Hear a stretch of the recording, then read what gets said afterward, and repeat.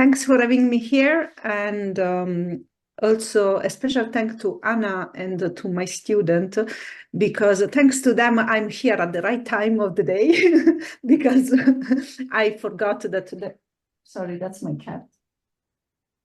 Go away. Because I forgot that the horse is round and I am on this side of the line of the change of time. And so I risked to come to you tomorrow and not today. But I'm here, I'm at the right time. And hi to everyone. So let's speak about stellar surfaces. Apologies to the people that were at the Torino workshop. This is mostly the same talk, so you can read your emails now, but please come back for the end of my talk because I have something new to say.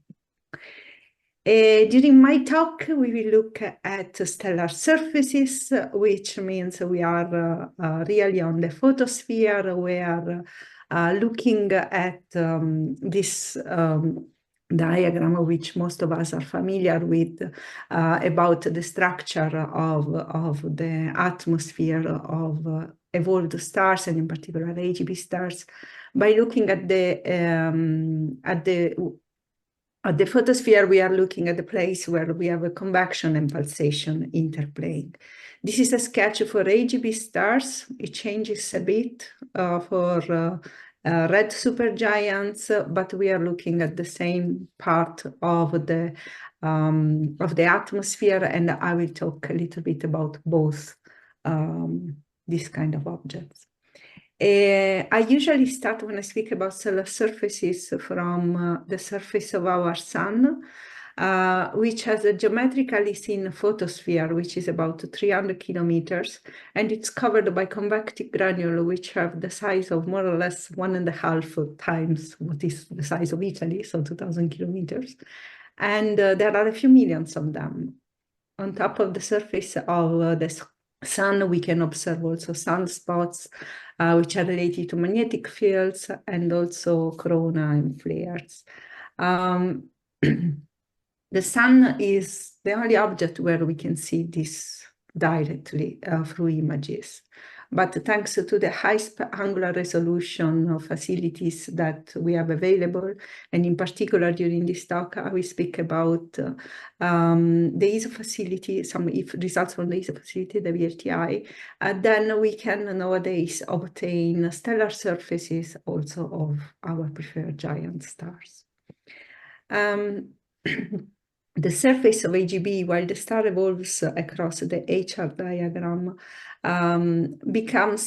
it's expected to be covered by a few convective cells, 3 to 5. So you can have up to 1/3 of the star that is covered by one convective cells. So the photosphere is very diluted, and it's of the order of the stellar radii. And then on top of it, as we saw also from the sketch, we have an extended envelope. Now, as I mentioned, on the stellar surface, we can observe convection, but then there could be also magnetic spots for the red supergiants and the chromosphere, depending on the wavelengths you are looking at. With the optical interferometry, that's the technique I will speak about today. We have been measuring the diameters of evolved stars, and especially AGB, but also red supergiants, for the last, I don't know, 20, 30 years. These were the preferred sources for this technique, because this technique needs really photons, and our stars in the infrared have a lot of those. And so we have been measuring diameters a lot. We have been also detecting some asymmetric structures when we were just measuring diameters. And we tried, this work from 2015, where Gruis lab tried to correlate this degree of asymmetry with what is the depression scale 8 parameter from convection. We tried to obtain some images, but the two top ones are the first one that were obtained. The Ubuato in 2009 is from Betelgeuse, and you can see that it's very hard to define the structures, and actually in the paper from 2009 you have some stripes. This comes from artifacts from the image construction, because these are data taken only with 3 telescopes. But nowadays the images are a bit more detailed, so just thanks to adding 1 more telescope. And I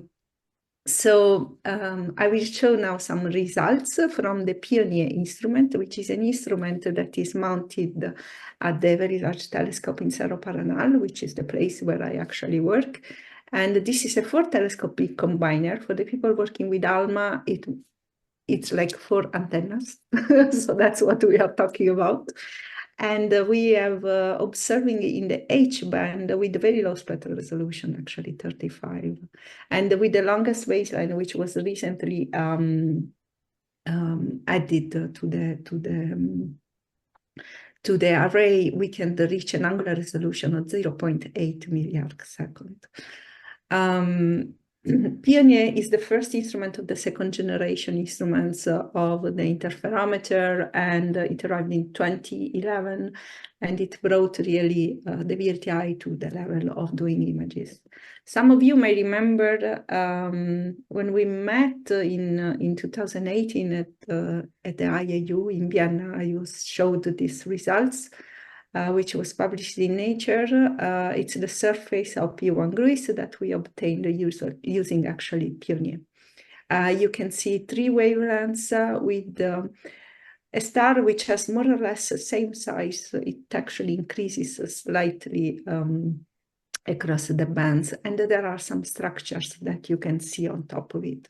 We interpreted these structures as convective and as convective granules, and we derived the granulation size using the power spectrum density after subtracting this diameter of the star. So the size is 5.3 plus minus 0.5, which is about 1/3 of the surface of the star. But we wanted to push a little bit further these results and not just having pretty images and some numbers. And we went to the literature searching for some model grids of convection, but we could not find anything actually covering the P1 Gruis parameter space. So we assumed that, so we found 3 different grids that provide parametric formulas relating the granulation size to stellar parameter. And we made the assumption, I'm talking about assumption, that across the HR diagram, we kind of understand how convection works, and so maybe this model grids can be extrapolated. And then we have this diagram, which I already showed you, where you can see that the grids can reproduce the sun, and qualitatively we are also in the same range for what concerns the granulation size obtained on the surface of P1 Gruis.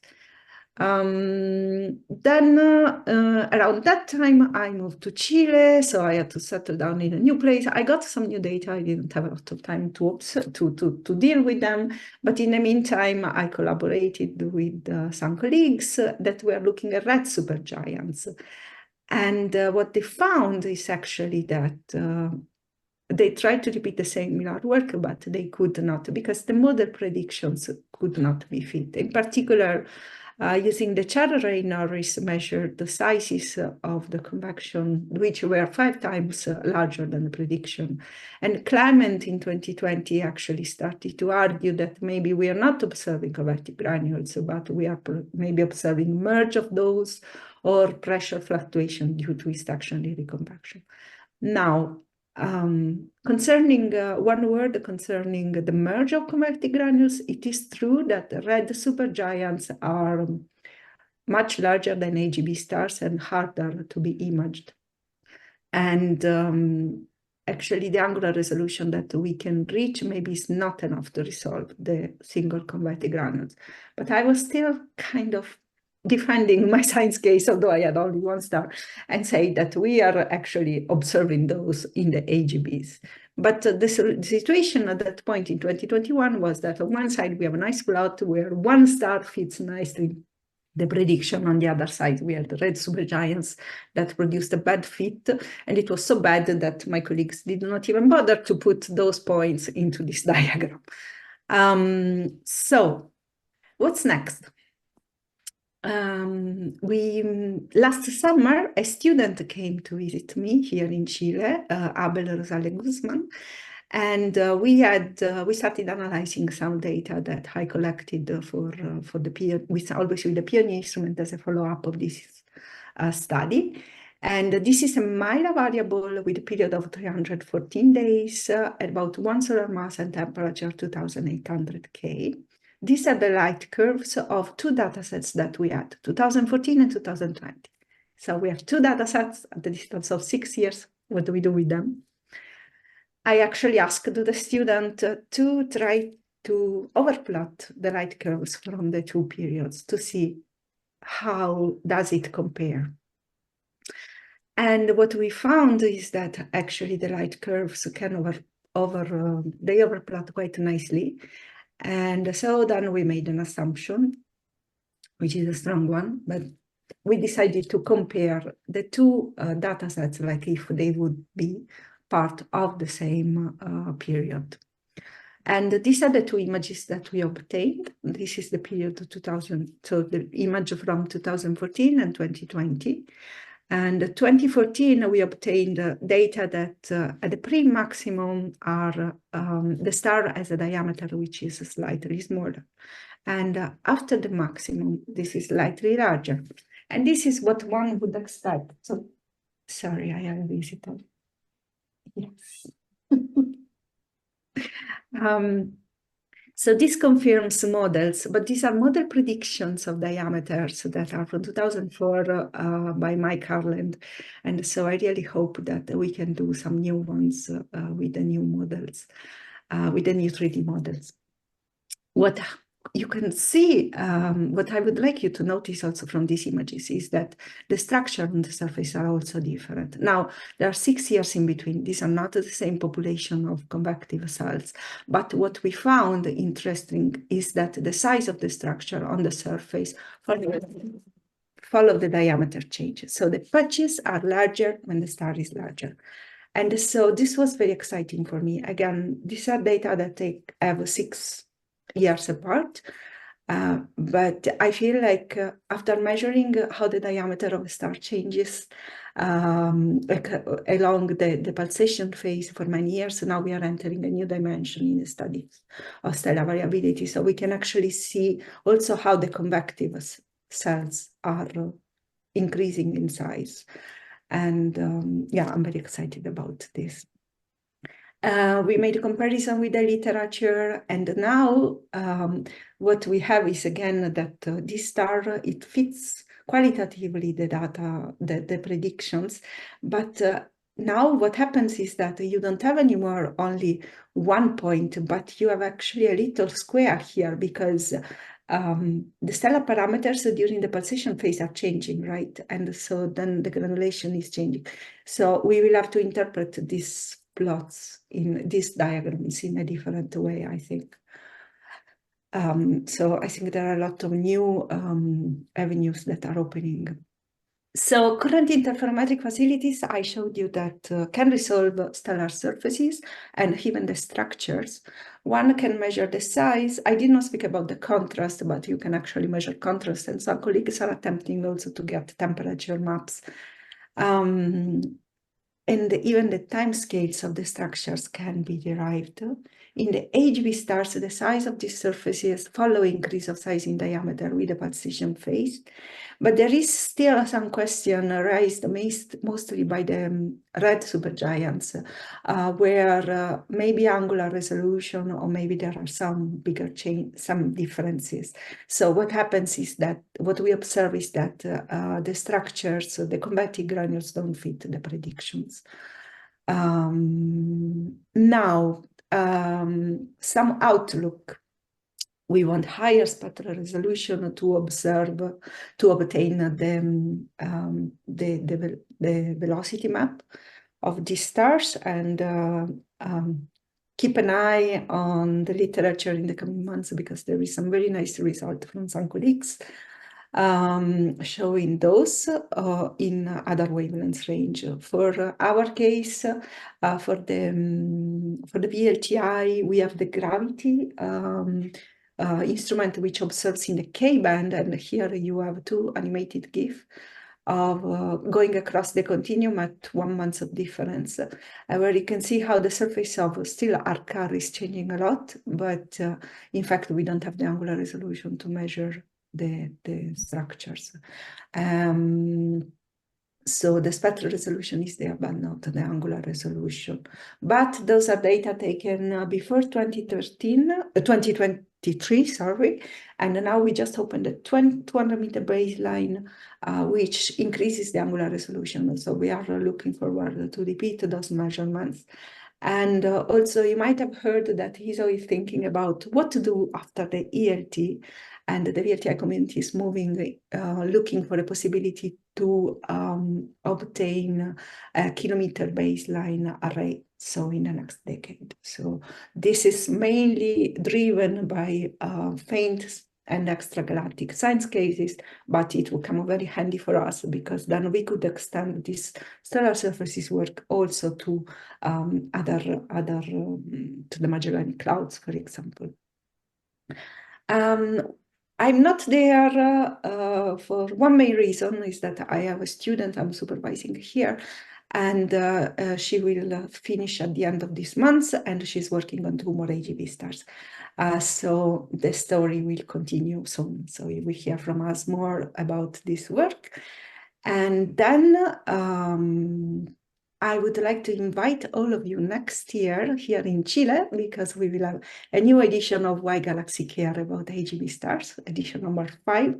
It will be very likely in December, and you will just follow up the ESO web page where the new meetings are announced, because within the next couple of months we will put up a web page. And well, if you have questions or if you don't find the pages, you can feel free to write to me. So I'm looking forward to meet all of you next year in Chile, and thanks a lot for your attention. I will take questions if any. Hi, ciao, Claudia.